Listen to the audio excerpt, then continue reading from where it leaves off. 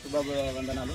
ఈరోజు రేషన్ కార్డులు కాంగ్రెస్ తరఫున వచ్చినాయంటే చాలా ఆనందించవలసిన విషయం. ఎందుకంటే గత ప్రభుత్వం 10 సంవత్సరాల నుంచి ఇప్పటి వరకు ఒక రేషన్ కార్డు కానీ ఇందిరమ్మ ఇల్లు కానీ ఏ అభివృద్ధి కార్యక్రమాలు చేయలేదు. మన కల్లపల్లి గ్రామంలో ఇప్పటి వరకు మనం 1 కోటి రూపాయల పనిచేస్తాం. ఇంతకు గత సర్పంచ్ 5 సంవత్సరాలు గిట 20 లక్షల పని చేయలేదు. మనం ప్రజలందరూ ఆలోచించాలి.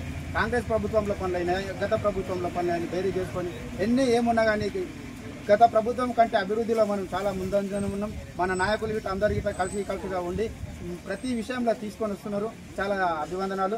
అలాగే ఇందిరమ్మ ఇల్లు, రుణమాఫీ, మళ్ళా ఉచిత బస్సు ప్రయాణము, ఎన్నో సంక్షేమ పథకాలు కాంగ్రెస్ ప్రభుత్వం తెచ్చింది. కాంగ్రెస్ ప్రభుత్వం కట్టుబడి ఉండి అందరూ కలిసికట్టుగా రాబోయే ఎలక్షన్లు గిట్ట అందరం ఇదే ఐక్యతో చేసుకుంటూ ఇప్పుడు గతసారి ఎంత మెజార్టీ ఇచ్చిన ఎమ్మెల్యే సాబ్కు ఇంకా మన స్థానిక సంస్థల ఎన్నికలలో అత్యధిక మెజార్టీ ఇచ్చి మన కాంగ్రెస్ పార్టీని మన కుటుంబాన్ని కాపాడుకోవాలని మన కాంగ్రెస్ పార్టీ ఆధ్వర్యంలో కుటుంబ సభ్యులందరం కలిసి కాంగ్రెస్ పార్టీ నుంచి వచ్చేటువంటి రేషన్ కార్డ్స్ కానీ ఈరోజు ఆరోగ్యశ్రీ కానీ అలాంటిది, అదేవిధంగా రుణమాఫీ కానీ, అదేవిధంగా కరెంటు బిల్లు కానీ కాంగ్రెస్ ప్రభుత్వం ఏదైతే మాట ఇచ్చిందో మాట ప్రకారంగా ఈరోజు ఒక్కొక్కటి చేసుకుంటూ పోతుంది.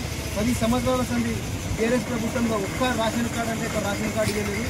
ఈరోజు ఎలాంటి 18 నెలల్లో వచ్చినటువంటి కాంగ్రెస్ ప్రభుత్వము 18 నెలల లోపల ప్రతి పేద కుటుంబానికి రేషన్ కార్డు అర్హులందరికీ ఇంకా నిరంతరం ఎప్పుడు కానీ ఇంకా రాని వాళ్ళ గిట్టగా ఉంటే గిట్టంగా ఎలాంటి బాధపడవద్దు. ఖచ్చితంగా అది అప్లై చేసుకుంటే ఖచ్చితంగా అయితే వస్తాయి. కాబట్టి రేషన్ కార్డులు ఇంకా రేషన్ కార్డులు కానీ పింఛన్లు కానీ ఇంకా కొన్ని సమస్యలు ఉన్నాయి. ఇప్పుడు అది గిట్టంగా 1000 రూపాయలు ఇప్పుడు ఏంటంటే ఆడపిల్లలకు 20,000 ఇస్తామని చెప్పారు ప్రభుత్వము. అది గిట్టంగా ఈ 2-3 రోజులలో స్టార్ట్ చేస్తున్నారు. ఫస్ట్ 1000, 1500, 2000, 2500 అట్లాంటి స్కీమ్ గిట్టంగా ఇప్పుడు పేరు లిస్ట్ ఇవ్వమని చెప్పిండ్రు. అవి ప్రతి ఒక్కరికి మన కాంగ్రెస్ ప్రభుత్వంలో ప్రతి ఒక్క పేదలకు అంతాయని చెప్పి నా యొక్క మనది.